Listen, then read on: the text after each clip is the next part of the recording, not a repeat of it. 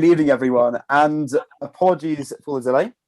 Welcome to another episode of Confabulating. We are joined tonight by Professor David Abulafia, Emeritus Professor from Gonville and Caius College, Cambridge, who will be talking to us tonight on the subject of the history of the oceans.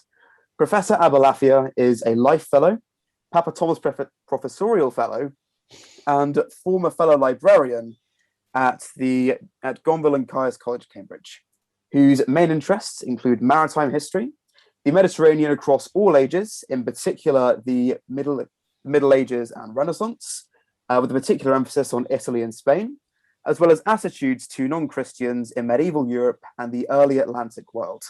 He's published a great many volumes over the course of his career, the two most famous perhaps being The Great Sea, A Human History of the Mediterranean, published in 2011, and The Boundless Sea, A Human History of Oceans, published in 2019, which has recently won the Wollaston History Prize in 2020.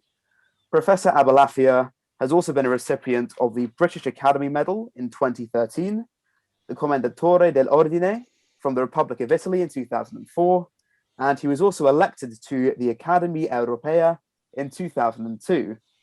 In addition, Professor Abulafia is also a Fellow of the Royal Historical Society, Society of Antiquaries, and Fellow of the British Academy.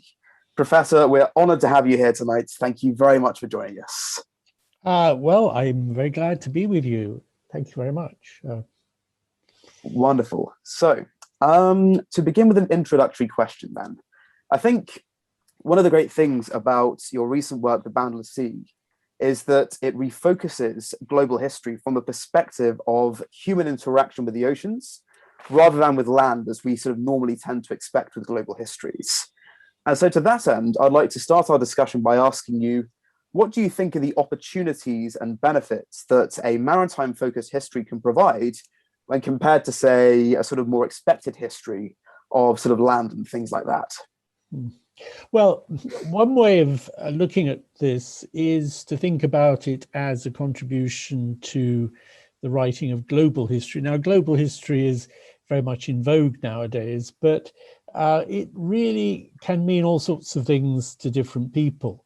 And what I'm trying to do in The Boundless Sea is really to write the sort of global history that to me makes the most sense. It's not to say that other approaches don't make any sense, but the fundamental choice, I suppose, has tended to be between writing global history from the point of view of connections or writing it from the point of view of comparisons, so that you might wish to write, let's say, a global history, the world in the 14th, 15th centuries, in which case you would be writing about Aztecs and Incas alongside what was happening in, England, the Wars of the Roses, or the Holy Roman Empire, or whatever it might be, not to mention the Islamic world, fall of Constantinople, rise of the Ottomans, and so on. And you would have this rather sort of piecemeal history, which could be quite illuminating. I mean, it might make you think, when you looked at the way the Incas administered their empire, it might make you think of things that they did that you hadn't quite noticed when looking at the administration of medieval England or France or whatever. That can be quite stimulating. But what really motivates me much more is this question of connections across space. And as everyone's aware, I mean, the planet is predominantly water, seen from space. It is a very striking blue object, and 70% of the surface is in fact covered by water, and 30% is the Pacific Ocean. So it really gives you some idea of the scale of those oceanic spaces. And these are spaces that have been crossed by human beings. One can begin, of course, as I have really with my own career, looking at a relatively small space like the Mediterranean, which is long and narrow and easy to get across. But the oceanic spaces, with all the challenges that they present to navigation, these have also been spaces that have made it possible for people to move from, if you like, one civilization to another, one continent to another. Mediterranean, you have three continents meeting, but as I say, within a confined space. You compare that with the Atlantic, where you have four continents, North and South America, Europe and Africa, not really meeting, but there is connections are built between them from the time of Columbus onwards. And so it's a different sort of history very much to that comparative history. It's tended to be written from the perspective of, I've mentioned Columbus, the great explorers, but there is a much richer history to be explored, in fact, which is the history not of simply how contact was first made and all these arguments about, who got to America first, which are sometimes a real sort of dead end historically, but how contact was maintained over time. The fact that within 20 years of Columbus arriving in the Caribbean, you have dozens of ships each year going back and forth between Spain and Hispaniola, what's now Dominican Republic and Haiti. So that sort of bonding together of the continents across these enormous spaces is something which has, well, it's obviously transformed the history of humanity. So for me, connections are the big thing, and the seas provide the perfect surface in which to explore that, because they're places where, although there are obviously islands in the middle which can act as stopping points, which can themselves become colonies, as we see, just thinking again of the Atlantic islands, places like Cape Verde and the Azores and so on, and indeed the Caribbean islands themselves. But I mean, there's a great difference between that and some of those long overland routes. There's a great deal of interest nowadays, partly as a result of that very exciting book that Peter Frankopan produced about the Silk Roads and well, really a history of Eurasia across the millennia. Great deal of interest in that overland movement. But what I think is particularly interesting about movement across the seas is it's precisely the completeness of the separation that one's looking at. Whereas looking at overland routes, you're looking at people going stage by stage. I mean, those famous Silk Roads were in fact a whole series of little itineraries from one town to another, from one encampment to another. A very, very different way of moving across space, and a less efficient way in terms of capacity if you're a merchant. So there's a whole history to be written there. And then, as you say, just trying to look at the history of humanity from a different perspective. I mean, there are lots and lots of histories of the world that have been written in the last few decades, but surprisingly, people have tended to avoid looking at the maritime perspective globally. There's been an enormous explosion of interest in individual seas, beginning with the Mediterranean, and then the amount of Atlantic history now being produced, quite phenomenal. And the Indian Ocean's been caught up in that. Pacific is taking a bit more time. Even the Arctic Ocean, even the Antarctic Ocean have their historians. But what we really need is an account of all this that ties it together. All right, so I had done the Mediterranean in an earlier book, but what I wanted to do in The Boundless Sea was to think about how humans have tied those different oceanic spaces, not so much the Arctic or the Antarctic Oceans, but the Atlantic, Indian Ocean and Pacific, how they've actually been tied together. There's a common history here, what the Greeks called the single okeanos, which embraces the whole world.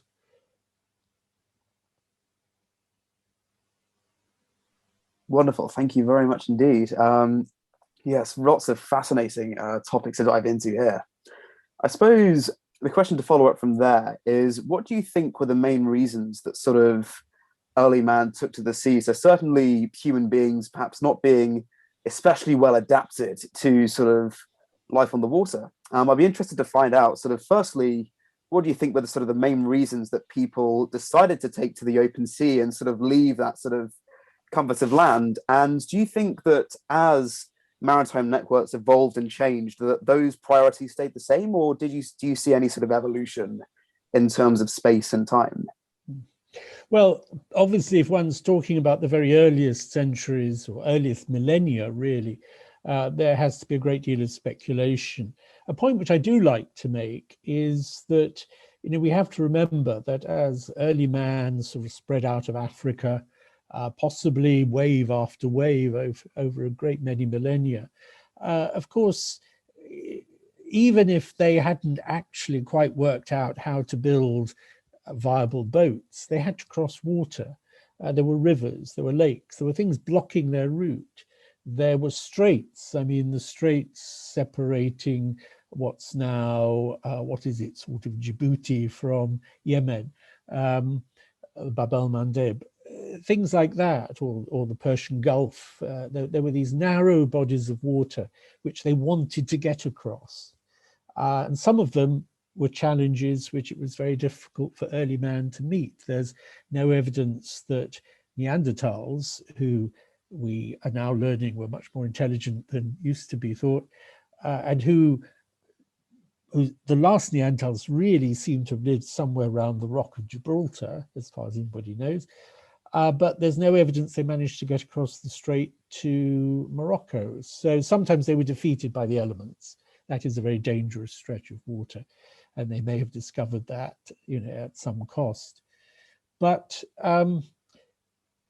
why people move? Yes, I mean, this takes us into issues like the effects of climate change. It takes us into issues which are certainly bound up with that to some extent.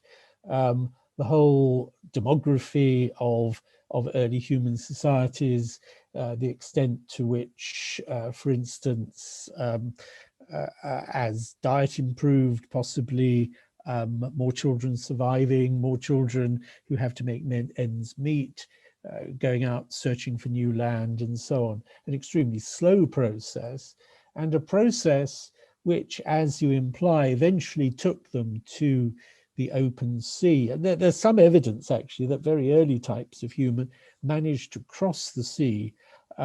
These miniature humans who've been found in the island of Flores in Indonesia, who seem to have disappeared, well, there's no exact knowledge, but certainly by, let's say, 20,000 BC, 15,000 BC, they were gone. And it is said that their brain capacity was similar to that of a chimpanzee. I'm not an expert on that sort of thing, but they managed to get across the water. That is also clear. So going across water was something that early humans learned to do. Now, as they moved across the water, clearly the motives varied. As I've said, sometimes it was simply to do with inhabiting one island, discovering that they'd run out of resources, so the younger sons or whatever are made to sort of go out and search for more land. And the first examples we have of this come from Polynesia. What I could do actually now is show you some pictures. Why don't I do that? Because what I've got is I've got the slides, basically the pictures from my book. So as long as this actually works, which it doesn't always do. Yeah, here we are. This sort of boat, which this is a reconstruction of what Polynesian ships would have looked like, let's say 1500, 2000 years ago. And they had many different types of sail, actually. This is called a claw sail. But what is striking about them is, believe it or not, it looks a very frail object, but it is the stability, because they're built very often as catamarans or even trimarans, which gave them the sort of stability you do need in oceanic waters, which are inherently quite turbulent. And here, what's interesting about this is a rock carving from Hawaii. Now, Hawaii was settled in what we would call the early Middle Ages. It lay off the main route of Polynesian expansion across the Pacific. some way to the north of that. But this seems to portray one of those ships, similar sort of sail, and then you have at least one person in front of it. I'm not quite sure what's happening underneath the sail, but maybe two people. So this portrays that sort of boat. And then we ask ourselves, well, what are the sort of underlying motives of the people who are trying to move across the Pacific? And one which I find has rather sort of dropped out of view is the role of their religious beliefs. I mean, the idea perhaps that they were heading eastwards to find the land where the sun rises, something like that. I mean, there are all sorts of issues there that have tended to be pushed under the carpet, I think partly because archaeologists are by and large quite sort of practical folk who, you know, they're interested in the objects, and getting hold of the ideas is something which involves sometimes the application of a lot of very complicated theory, but sometimes also they sort of draw a line and are not prepared to engage with that. But what we do know about our Polynesians, let's go back to this picture, is that they had an extraordinary, and we're talking about right up to certainly the 20th century, I don't know whether one could say the same of the 21st century, they had an extraordinary knowledge of the open ocean, quite unlike anything that the Europeans possessed. They were much better actually at navigating between the Polynesian islands than the contemporaries of Captain Cook. They had a sense of how the water moved, what they could expect when they felt the water moving a particular way, i.e., is there land nearby? That sort of question. They could read the birds. Oh, Columbus could also read the birds, but the birds provided obviously a very important indication of whether land was nearby. Certain birds which will only go a certain distance beyond land in order to feed.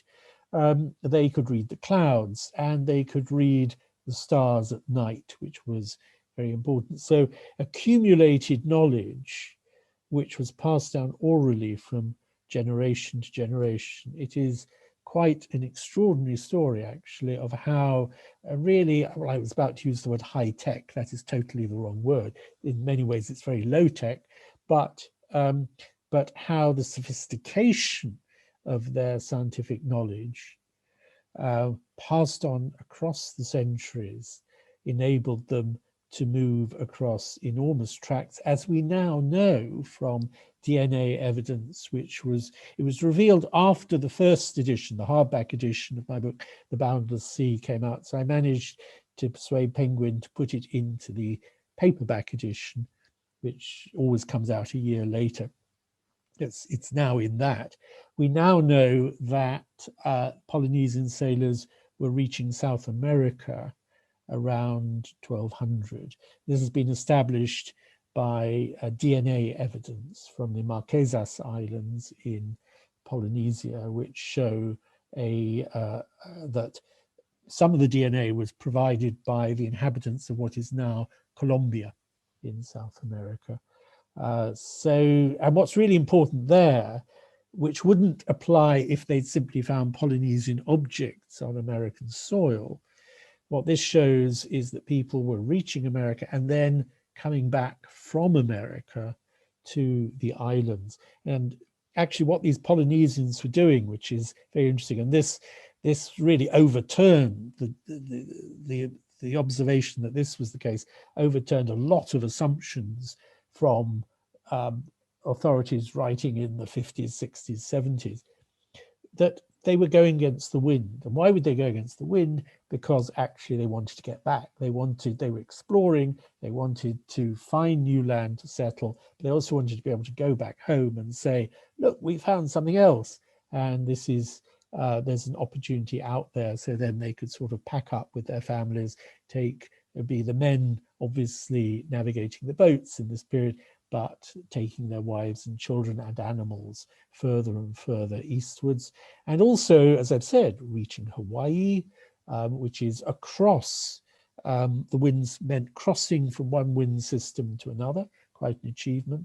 Why they were doing that? Nobody knows, of course, and moving southwards, possibly by accident, whatever, and discovering around 1300, we're talking about 1300 AD, not BC, discovering New Zealand and settling it only in the last 800 years or so. So, that is an extraordinary story, and it really does raise exactly the question you asked. Why do people move out across the sea? The archaeologist Barry Cunliffe from Oxford, in the books he's been writing, these marvelous books he's been writing about the Atlantic coasts in prehistory right through to the Middle Ages, about the Mediterranean and the Atlantic and so on. He comes to the conclusion that for some of us, not all of us perhaps, there is a sort of exploration gene. There's a sort of natural curiosity in many people that drives them to go and find new places. Goodness knows. I mean, that's obviously rather speculative, but that sort of motive. What interests me more, I have to say, in the book, of course, is the when we're looking at the establishment of trade routes across the Indian Ocean, across the Atlantic and so on, and then after the arrival of the Portuguese and the Spaniards across the Pacific, or the role of the Chinese and others well before that in the Middle Ages, the trade in luxury goods, the search for products which are not available locally, the realization that one might have to travel long distances to find them. So perhaps if I move on to some other pictures, here, for instance, we have from 1450 BC, from the tomb of Hatshepsut, the female pharaoh in Egypt, we have a portrayal.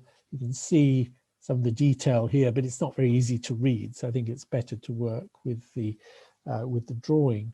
You can see these ships which were being sent down the Red Sea to what's now Eritrea, Somalia, Yemen, and perhaps even a bit further south than that, in order to collect frankincense and myrrh, gold, frankincense and myrrh really, and also, importantly, ivory from African elephants, products of that sort, slaves no doubt as well. You can see on this, actually, you can see a baboon. If you look right at the middle, just bang in the middle of the picture, you'll see a baboon there as well. They were certainly bringing back wild animals to the court of the rulers of Egypt.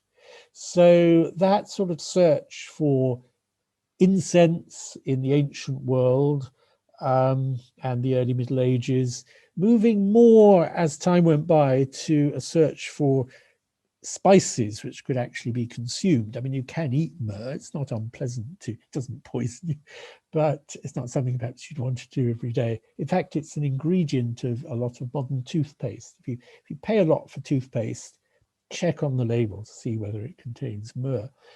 But then the shift towards spices, which again in their nature were only available in certain parts of the world, phenomenal quantities acquired by the Greco-Roman merchants trading to India in the early Roman Empire, and the Chinese acquiring vast amounts from the East Indies, from what's now Indonesia and Malaysia, in the same sort of period and during the Middle Ages.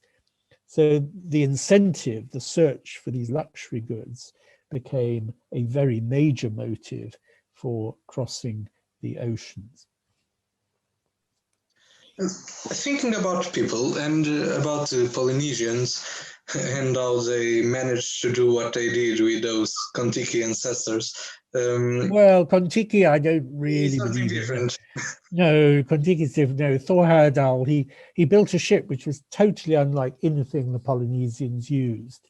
He was very lucky not to be drowned at sea, actually. Yes, about that. What is your opinion about exactly that you are saying? Yeah, well, Thor Heyerdahl was, so for those who don't know, he was a Norwegian explorer in the, 1950s, 60s. There's a museum dedicated to his work in Oslo, so you can actually see the ship he built called Kon-Tiki, which he maintained showed that the Polynesians moved not from west to east. The assumption nowadays is that they were related to the original inhabitants of places like Taiwan and New Guinea and so on. We talk about Polynesian, Melanesians, Micronesians, but they're all actually genetically very closely related to one another. He had a different view, which was that their origins lay in South America, and that he could prove this. And experimental archaeology is actually quite in vogue in the Pacific nowadays. So you have sort of scholar archaeologists in Australia and New Zealand building, and Hawaii and so on, building boats and trying to see what they can actually do with them, building boats on the Polynesian model. And there's been some striking results. But you have to copy what the Polynesians had, and there's no doubt about that. I mean, I've shown you evidence from prehistoric carvings in Hawaii. We know what they look like.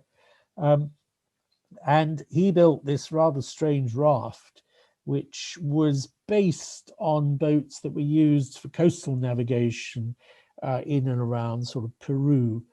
And he was convinced that if he could show that he could get this boat across the very wide open spaces of the Eastern Pacific, bearing in mind that there's this enormous gap between the majority of the Polynesian islands. Then you have much further to the east, Easter Island, which was colonized by Polynesians, and is now under the rule of Chile, but then you've got another enormous gap, which takes you to South America. But he thought that the migration had happened from South America.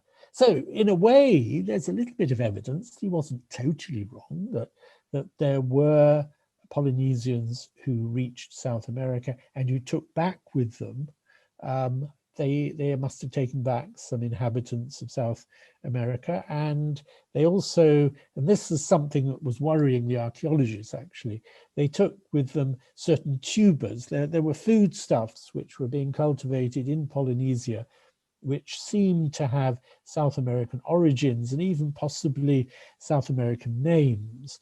And you might say, well, plants move in all sorts of ways. Birds can carry seeds and things like this.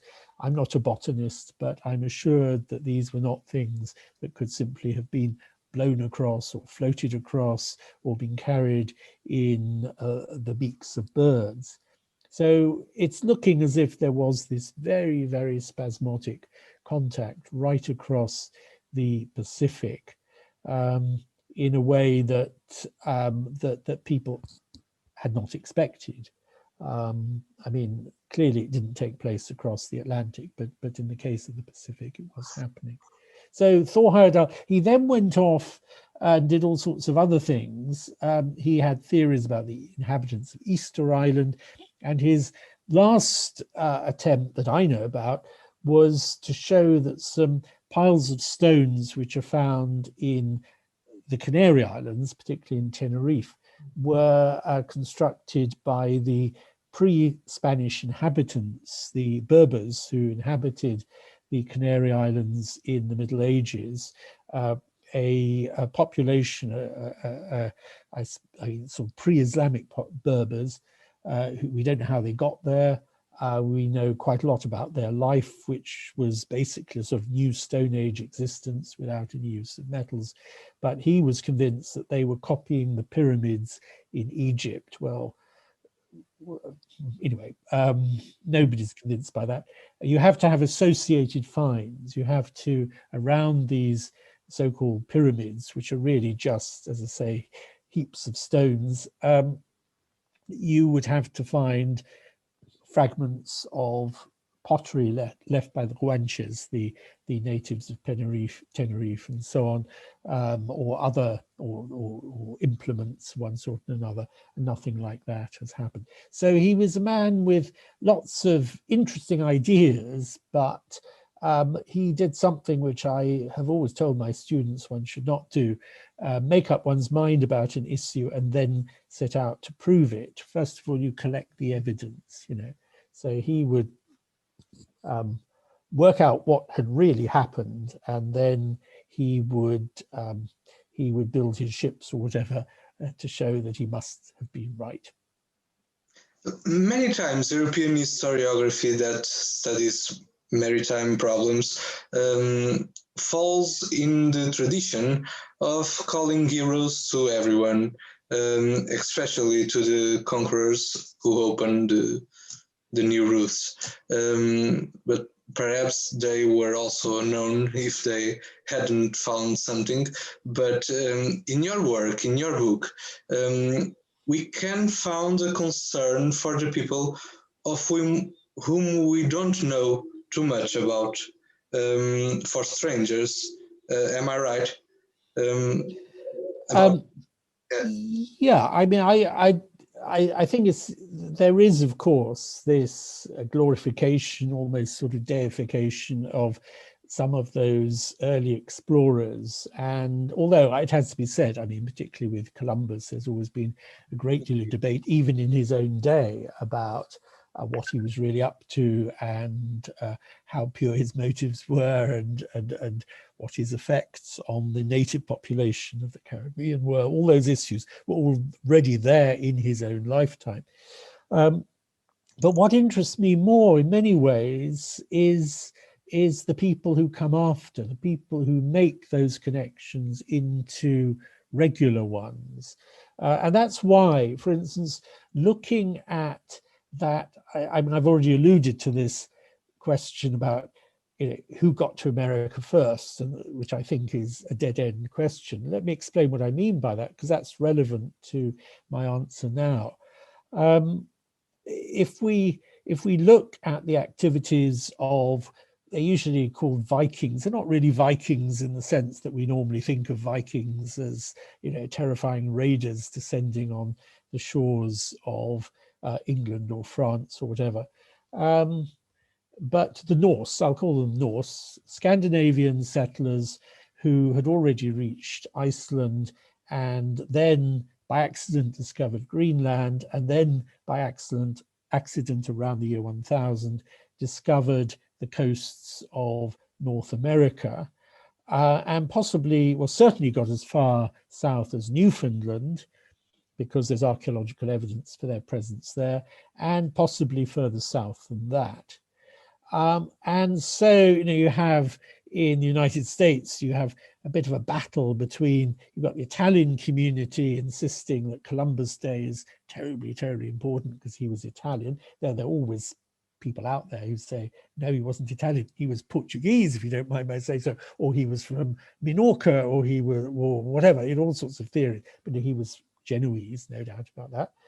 And then you've got the sort of Scandinavian community in Minnesota or wherever saying, no, the Vikings got here first. And so it goes on, you know, and the Welsh saying that Madoc in 1170, according to a weird legend current in the reign of Elizabeth I, got there. And so endless stories. But what really matters, what I'm trying to show in the book, of course, is how permanent connections were built up.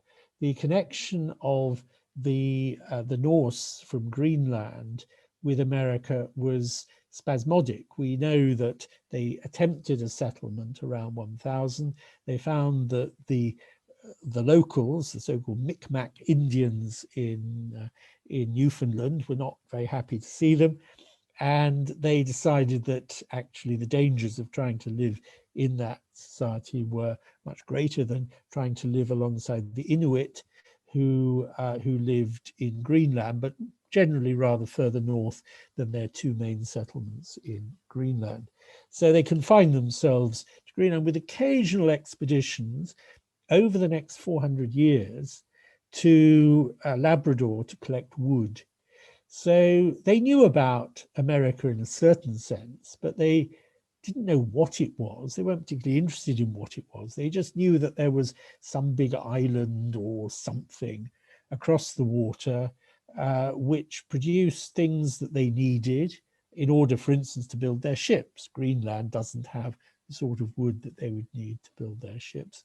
They knew that the Inuit came from over there and so on, but that doesn't really add up to a serious discovery. Very occasionally, objects of North American origin do appear to have filtered through to Norway.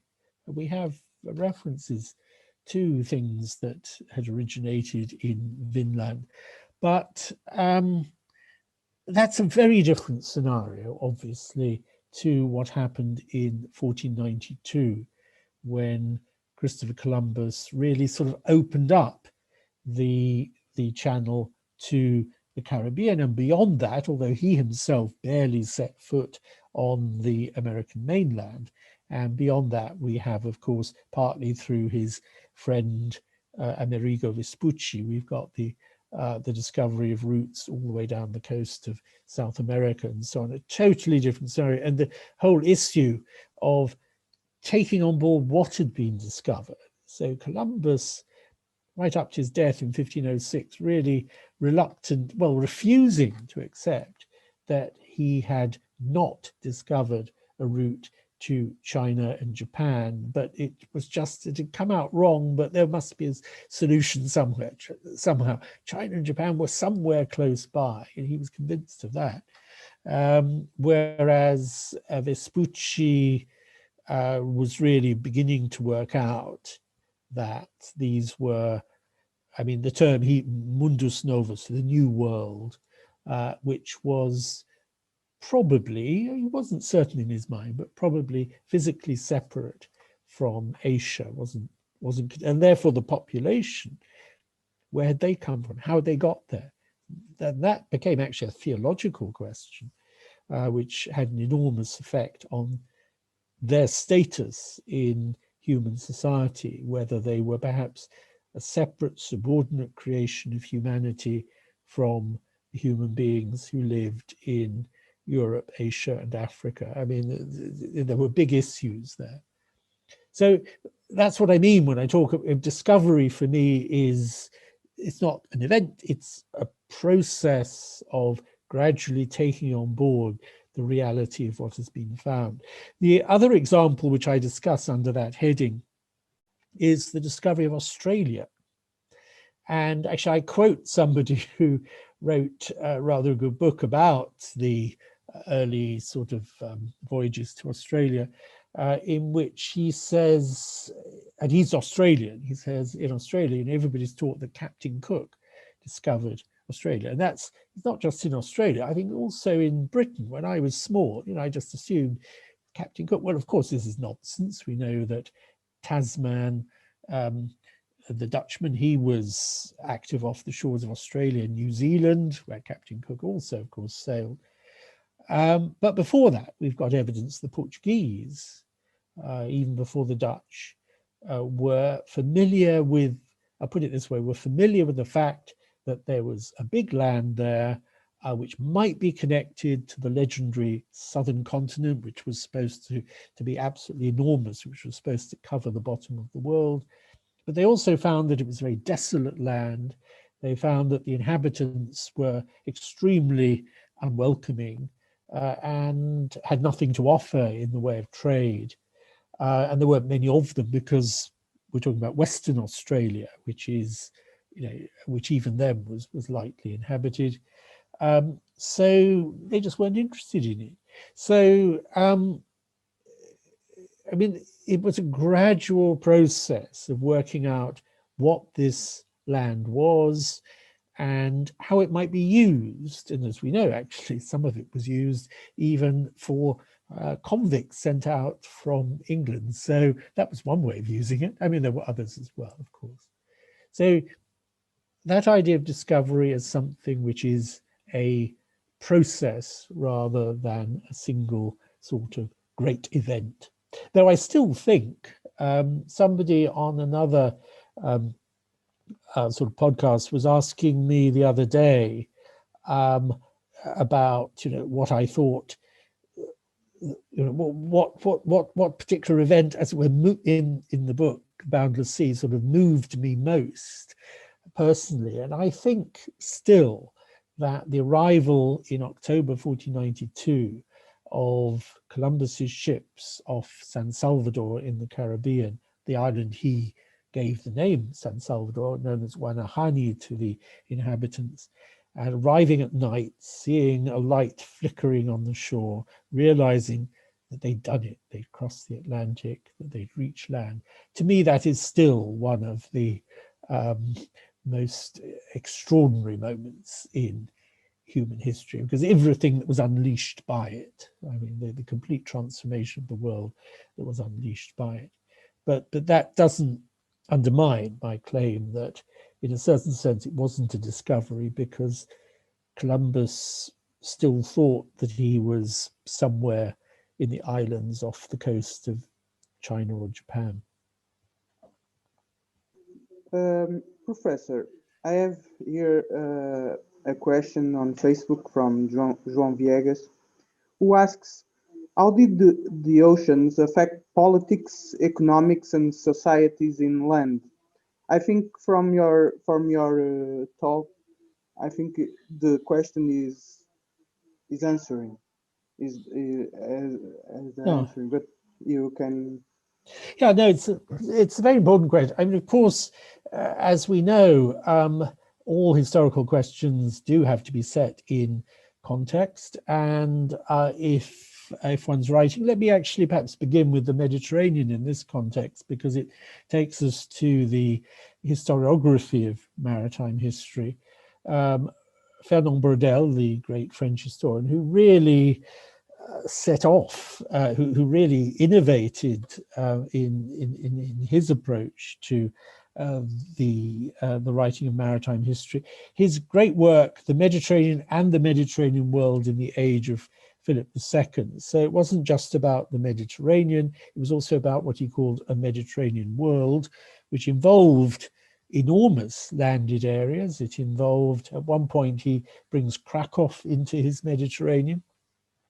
He has a map stretching over the whole of Africa, which shows you the Mediterranean in relation to Africa, and particularly the Sahara, which can be seen as a sort of dry mirror of the Mediterranean in many ways, if you're interested in the history of the trade routes and so on. So that whole question about what one should be writing about when one is writing the history of a sea was opened up by Braudel and his sort of oscillation, if you like, between talking as he did, I think the best bits that he did really in that book, about the activity of 16th century merchants crisscrossing the Mediterranean, moving between Christian lands and Islamic lands and so on, the goods they carried, the port cities that emerged and so on.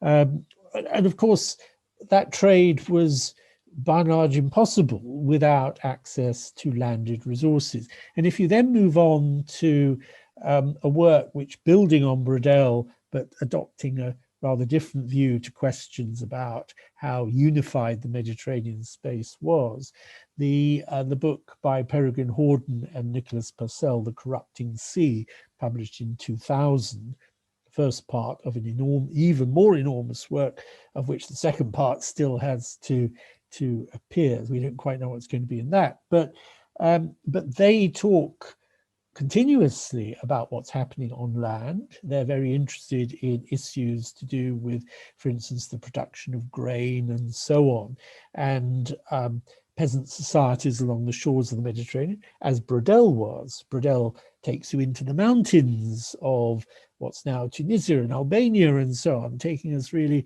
into areas from which people have no sight of the Mediterranean. And all that is very important. One's dealing inevitably with products that, to a very large extent, not entirely, but to a very large extent, are produced on land. Sometimes one's dealing in maritime history with products that are produced in small islands in phenomenal quantities. So that's somewhere in the middle here. Think of the sugar of Madeira, later on the wine of Madeira. which became great specialities of a very small territory and have been exported in quite phenomenal quantities. Now, I don't quarrel with that way of looking at things. I see again and again proposals for, particularly from American professors who want to write a history of the Mediterranean. And what they're really talking about is the Mediterranean and the Mediterranean countries around. So they might also wish to include, a discussion of the Renaissance dukes of Milan, who are a long way from the Mediterranean by Italian standards. Or they might want to write about the history of cities like Madrid and Toledo, which again are physically a long way from the Mediterranean, but had, in all these cases, had very intimate connections to the Mediterranean. We know about, in the 15th century, Jewish merchants in Toledo sending skins and things like that, animal skins, down to Valencia in large quantities for export across the Mediterranean. That sort of thing is obviously happening. So we can't close our eyes to all of that. The grain trade, obviously, depending on what's happening on land. My approach is not to close my eyes to that, but to try to adopt a different perspective, to start with the question, can we write the history of a sea? Can we write the history of a sea in human terms? We can obviously write the natural history of the sea. We can write, well, you can see in the picture here, we've got all these fish swimming underneath the boat. And there's a great deal of interest in that. It's not something which I've tried to do. I don't feel I have the expertise to do that. Yet it is something which is of grave concern nowadays as a result of the deterioration of the quality of the water as a result of environmental considerations, climatic change, and everything like this. So, but to write a history of humanity from the perspective of the experience of crossing the sea, what they're taking with them, which isn't just objects. It's not just themselves and their slaves, because of course one has to bring in that unpleasant story of the slave trade. It's also ideas, people bringing, I mean, the great example of sets of ideas brought across large maritime spaces is religious ideas. We could look, if we're still in the Mediterranean, we could look at the spread of Christianity and Islam, or indeed also actually Judaism, because that was a religion which converted quite a lot of people in late antiquity. If we're looking at the oceans, take the Indian Ocean, there you can observe the spread of Hinduism eastwards into the Indonesian islands. You can observe a subsequent wave, the spread of Buddhism eastwards, Buddhism passing on also through China, across the sea to Japan. You can observe the spread of Islam across the Indian Ocean, and attempts, certainly by particularly Portuguese missionaries, to bring Christianity across the Indian Ocean all the way into the Western Pacific, with their attempts to convert large numbers of Japanese in the late 16th, early 17th centuries. So that sort, and then subsequently with the arrival of the Dutch in Japan, even though they weren't allowed to mention Christianity from their small base off Nagasaki, they were very much in demand because they were bringing scientific knowledge into Japan, medical knowledge, knowledge about operation of firearms, all sorts of things like this.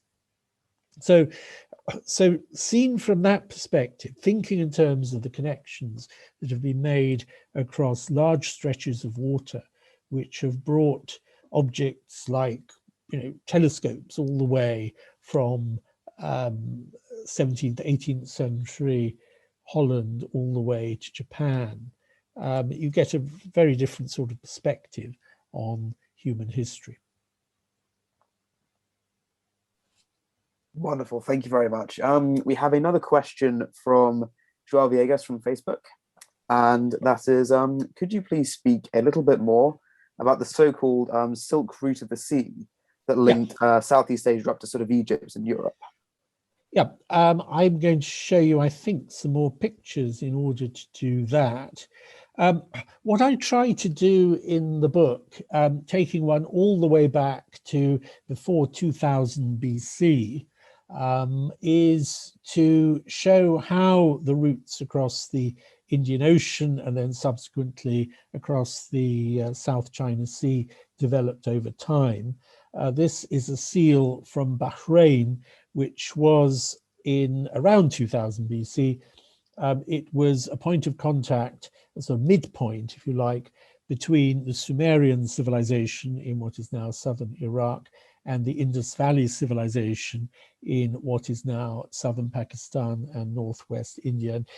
Dilmun, or as it was then known, Bahrain, was a point where Indian merchants and Sumerian merchants met and created something of a sort of common culture, if you like, which is represented by the design of, these are supposed to be gazelles on this this particular seal.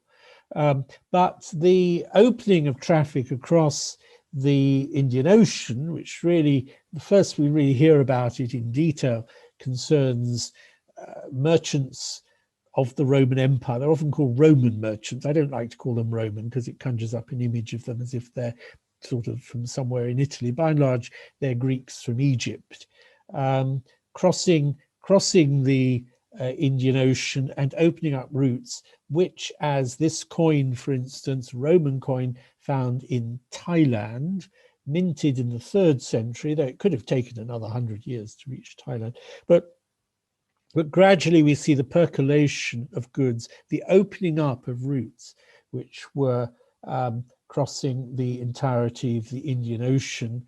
In the Roman period, the Roman or Greco-Roman merchants tended to stop in South India, sometimes on the eastern side, a place called Arikamedu, next door to Pondicherry, the former French colony in southeast India. That was one point where we know they were active. But when you move later in time, once you get into the medieval period, you have figures like this Persian merchant, and this is the head of a Persian merchant, judging from his headdress. But it was found in early medieval, but found in Thailand again. So these people moving as far as China. We have references to Persian and Jewish merchants. When I say Jewish merchants, they would have come from Arabia, Aden, somewhere like that, or from the Persian Gulf, taking their ships all the way through the Indonesian islands, all the way to southern China, where one of the great ports was emerging, Guangzhou, what we often call Canton, which is still one of the great cities of China. If I just move on a bit, we even have this inscription from India from the 9th century, from 849, recording the existence of 2 guilds of merchants, one trading in the Western Indian Ocean, the other in the Eastern Indian Ocean, with signatures in a most amazing variety of alphabets, which unfortunately are not particularly visible here, but we know that some of the merchants were Zoroastrians from Persia, some of them were Muslims, probably Arabs, some of them were Jews, all using their own favorite alphabet. So a lot going on there as these routes began to open up. Here's a reconstruction of the sort of ship which was being used, particularly in Indonesia, Malaysia. Malay or Indonesian navigators going all the way to China, and the Chinese, this is where I really sort of, as a way, engage with that question. The Chinese deciding at various points in their long and magnificent history to engage with the sea. That was the big question. would they even welcome foreign merchants? There were some Chinese dynasties that tended to take the view that China was a sort of self-sufficient empire, which had this divinely ordained right to exercise command over the whole world, but in practical terms could not do so, but that it should live from its own very extensive resources. And then particularly in the 10th, 11th, 12th centuries, as the Song dynasty exercised power from southern China, having lost control of parts of the north, having lost control of overland routes across Eurasia, the Song dynasty became more and more favorable to the idea not simply of opening up ports along the coast of China, which were opening up irrespective of whether the emperor wanted it or not, frankly, but also encouraging Chinese merchants to go out and sail the seven seas. So this is a reconstruction of the sorts of boats which were sailing off the coast of Java. And we know a lot about them because they've been shipwrecked, some of them, and they've left beautiful objects like this. Chinese porcelain, just go back a bit. And yeah, Chinese porcelain, such as this object being exported, again in the Song period, this is around 1000, being exported all the way to Egypt. This is a flask with the head of a phoenix, and it's now in the British Museum, but it was found in Cairo, and I would suspect was a gift from the Chinese court to the Sultan of Egypt. I mean, this is something very, very grand. But there was lots else. I've probably got one or two other pictures I can show you of the same sort of thing. Yes, here we are. This so-called Celadon Ware, which is this rather lovely green color, varies a bit, which was very, very typical of China, and enormous demand for two particular products from China: porcelain, fine quality ceramics, and silk. And the porcelain is what survives underwater, of course, when these ships are wrecked. This comes from a shipwreck off Korea, but more and more discoveries have been made of shipwrecks around South China Sea, the seas between China and Korea and Japan and so on, and then increasingly also beginning to open up a bit in the Indian Ocean as well.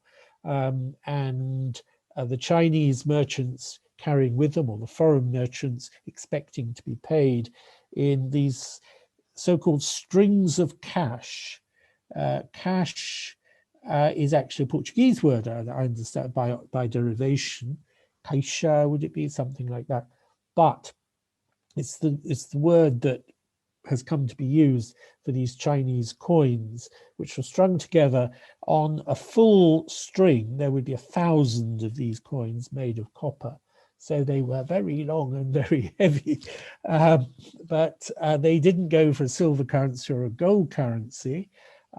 They became so worried later in the Song period, and then under the Mongols, who took charge in the 13th century, they became even more worried about the enormous outflow of copper in order to acquire goods, for instance, in Japan, that they began to issue paper money instead. That didn't go down too well at foreign courts because, you know, a ruler in Bengal or somewhere like that would say, what am I to do with this bit of paper?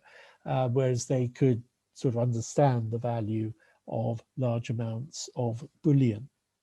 So we find the opening up of these routes, and I suppose in a way that takes me to the famous Ming voyages of the early 15th century, but we find the opening up of these routes, particularly in the 11th, 12th, 13th, early 14th centuries, and then we find China closing itself in a bit more and insisting that contact with foreign merchants, foreign countries, should be conducted through tribute rather than through trade. It's all a bit mythological because embassies bringing tribute. Also, they were enormous embassies, hundreds of people, many of whom brought goods. They turned into great sort of traveling fairs, actually. But again, there was a political dimension to that, the idea of asserting Chinese supremacy across the known world. And that was also expressed in these famous voyages at the start of the 15th century under the Ming emperors, who had taken power in 1365, who had tried to return to this tribute model, but they sent out these 7 voyages which reached as far as East Africa, even into the Red Sea. Some of the Chinese sailors who were Muslims were allowed to go as far as Mecca. And it's an extraordinary story, and they brought back the most amazing things, from sort of giraffes to goodness knows what. But very much sort of a demonstration of the power and authority of the Chinese emperor, not commercial expeditions as we would normally understand them.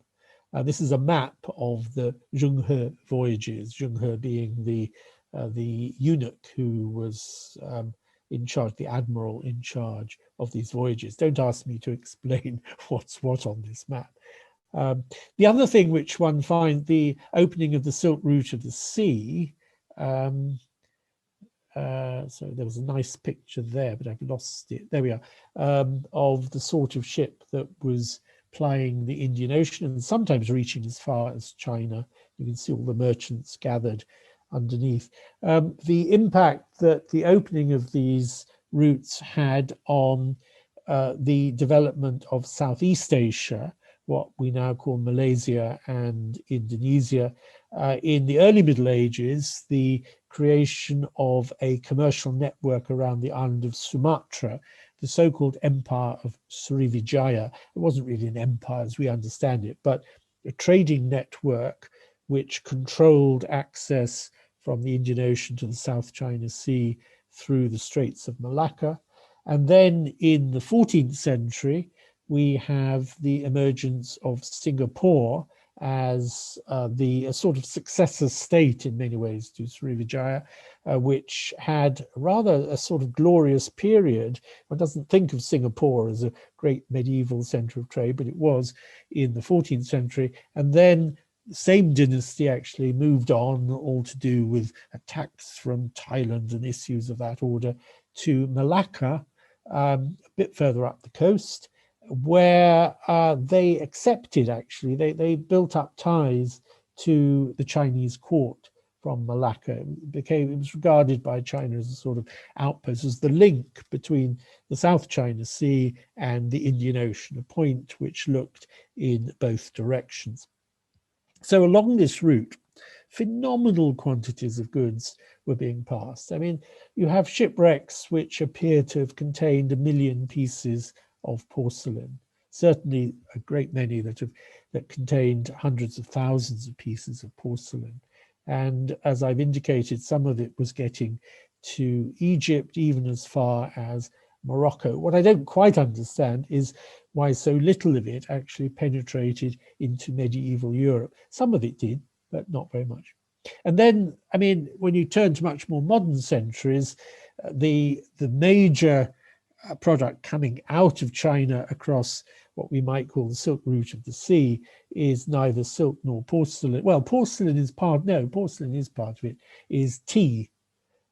Tea in the 18th century, certainly absolutely dominating the trade out of China. And along with that, teacups and tea saucers and teapots, yes, the porcelain, that famous blue and white porcelain. And going in the other direction, very sadly, produced in what is now sort of northeast India, Bangladesh, and so on, large quantities of opium, but that is a separate story. Fantastic. Thank you so much. That's really fascinating to hear about. I'm afraid to say that we are coming to the end of our time together, which is more the pity, as I feel that there are so many more topics that are worth exploring based on what we've discussed so far. But I'm afraid we're going to have to leave it there for today. So may I ask you, Professor Abulafia, do you have any concluding remarks before we wind up?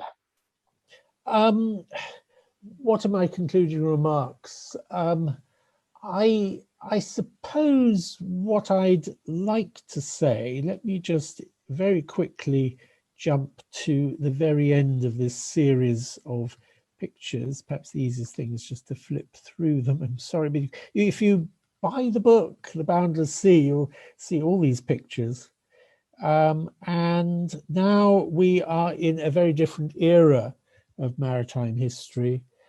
Passenger shipping across the Atlantic or the Indian Ocean or the Pacific has now as it was known in the 19th, 20th centuries after the coming of the steamship, has now been substituted by the coming of the cruise liner, taking people on leisure trips around some bit of water or other. This one, which at the time the picture was taken, was supposed to be the largest passenger ship in the world, 9,000 or more passengers. I mean, to me, I have to say it's hell on water, but anyway, the idea of being with all those 9,000 people, a lot of them, you know, they go from port to port. A lot of them won't even get off in whichever port it is. Just a sort of mobile city. And then the other great transformation that's occurred since the Second World War is the development of containerization. Again, that has completely transformed the relationship between humans and the sea. This, again, at the time it was built, the largest container ship in the world. You can see what country it comes from. 19,000 containers. It's hard to believe that it contains that many containers, but it can carry apparently 19,000. And this standardization, mechanization has destroyed, I mean, obviously, it's, you know, for the better in so many ways, but it's destroyed those old port societies, the port cities which handled the goods and so on. You know, they're now just sort of passing through, already packed up, loaded by machine onto a great ship, which is itself a sort of machine, taken from place to place. 1 cent to send a can of beer all the way from Europe to China, 10 cents to send a television all the way from China to Europe. That is the world that we now live in. The whole nature of travel across the sea, of the carrying of goods across the sea, has been massively transformed in the late 20th, beginning of the 21st century. Fantastic stuff. I think it certainly puts into perspective how far that we've been able to come in terms of maritime travel from the sort of very early Polynesian boats that we saw at the very start. Fantastic. Well, I'm sorry to say we're going to have to wrap it up here. I'd like to thank you very much, Professor, for joining us tonight. And I'd like to thank everybody for joining us as well. I think certainly safe to say that if you'd like to learn more about this, find the book The Boundless Sea would be a terrific idea. Having just downloaded it myself, I'm very excited to get stuck in. Well, you're very welcome. No, it's been a great pleasure. All right.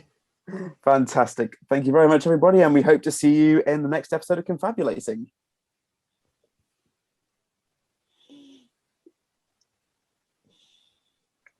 So, this is it. So I leave now. Yeah. Yeah. Good stuff. We are no longer absolutely online.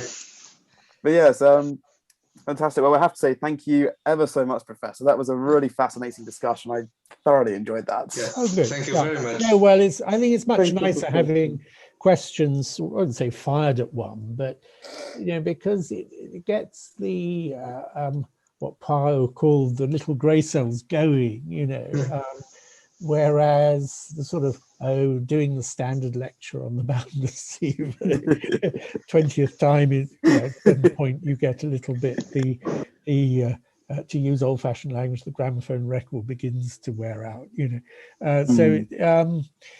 Yeah, no, I'm only too happy. Yeah, good. Right, thank you. So I'll leave now, shall I? And then, is that what? Yeah. Is that okay? Yes, certainly. But yes, thank you very much for taking the time to speak to us tonight. It's been a real pleasure. Good. And yeah, nice to meet you. Good night. Good night. Take care. Thank you very much.